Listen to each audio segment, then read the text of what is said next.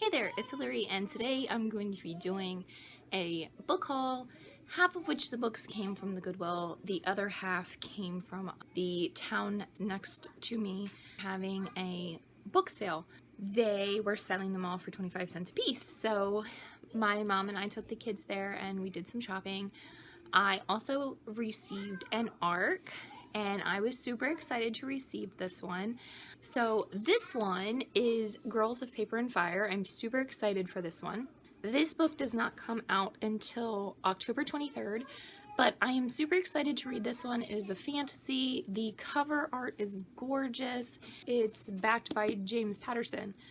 This story is about these girls. It kind of sounds like a Chinese setting, like that's what it sounds like, and there are these girls that have paper magic or paper abilities, and there's the one special person. She's got these fire abilities, and we follow her story throughout this book. So I'm super excited to read this one.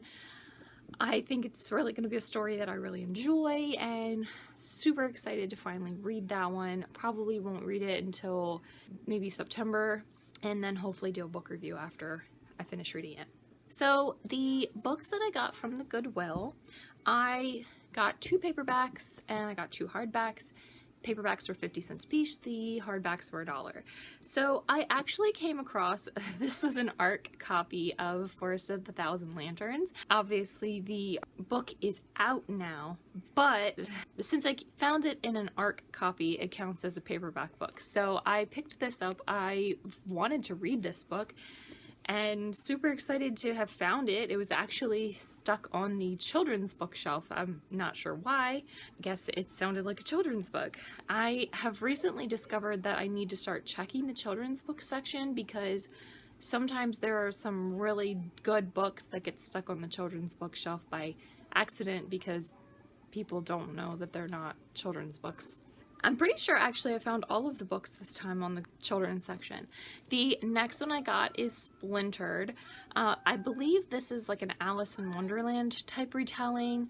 It has pretty decent reviews on Goodreads, and I think it's one of like 3 or 4 books in a series. So I'm excited to read this one and see what that's all about. I think I have seen that before, but I didn't know very much about it, or I've seen some reviews for it on Goodreads or something along the lines. But I am excited to see that one. I do usually like retellings, and Alice in Wonderland is a pretty fun story to do retellings about. The next one that I got, it's called Stitching Snow, and this one I believe is a Snow White retelling, which is pretty cool. There aren't too many Snow White retellings out there, so I am excited to read this one and give it a try. And I just think that the cover art on this one is so neat. And then this next one is called Zodiac, and it says Beware the 13th Sign. And I think I was drawn to this one because the main character in this book is under the Cancer sign, which is actually my birth sign. So I think that was the main reason that I was drawn to this one. It sounds really cool. Like, there are houses of the different signs of the zodiac, and the main character that we're following is the guardian of the Cancer zodiac symbol. So I just thought that was so cool, and like I said, I'm Cancer, so that just sounded really interesting to me. So those are all the books that I got from the Goodwill. Like I said, I found them all in the children's section, so I'm gonna have to start paying more attention to the children's section. The next 5 books that I got them all for 25 cents a piece, and I think I found some pretty decent ones. So the first one is Britt Marie Was Here.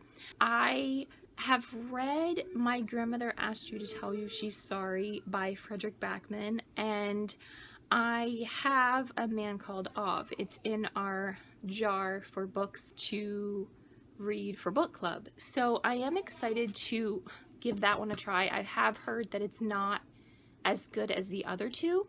I'm excited to see about this one.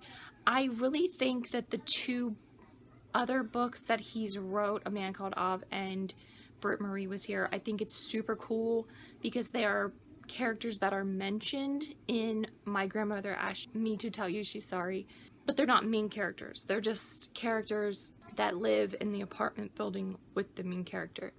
Him writing these companion novels about these characters, I really think it's cool. The next one that I found is called The Naturals. On the description it says it's like Criminal Minds but YA version, and when I saw it I looked it up on Goodreads and it actually has pretty decent rating. It has an average of like 4.17, so that's pretty good for it to have an average of over 4 stars, and I really used to like watching Criminal Minds, so I'm excited to read this one and see what it's all about. And I must say, for being library copies or books that were donated to the library, all these books are in really good shape to only pay $1 for. The next one that I found was actually an Arc of Warcross. I do have Warcross on my Kindle, but to find a physical copy of it for only $1, I could not pass that up. And the next two are actual library copies. They are in the plastic and they still have all that, which I will eventually take out of the plastic. But the first one is Looking for Alaska by John Green. I have never read any John Green, but I actually do have 2 books that are John Green on my shelf, and I want to read some John Green. So, like I said, I found it for $1. I mean, you can't really pass up finding books for $1. And the last one that I found was Beautiful Creatures. I believe this is the first one in the Beautiful Creatures series, and I don't know too much about the series, but I believe it's like a paranormal series. You can correct me if I'm wrong on that one. But I do know a couple people who have read it and really enjoyed it, so I'm gonna read this one.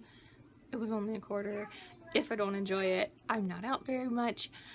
So I'm going to read this one, I'm going to give it a try, and I'm going to see if I like it, and then if not, then that's okay.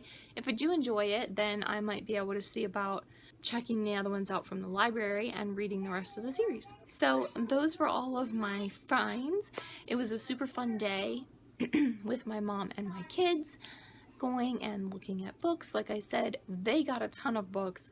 My oldest kid, she left with like 11 books today between the 2 places, so hopefully she's gonna get some summer reading done.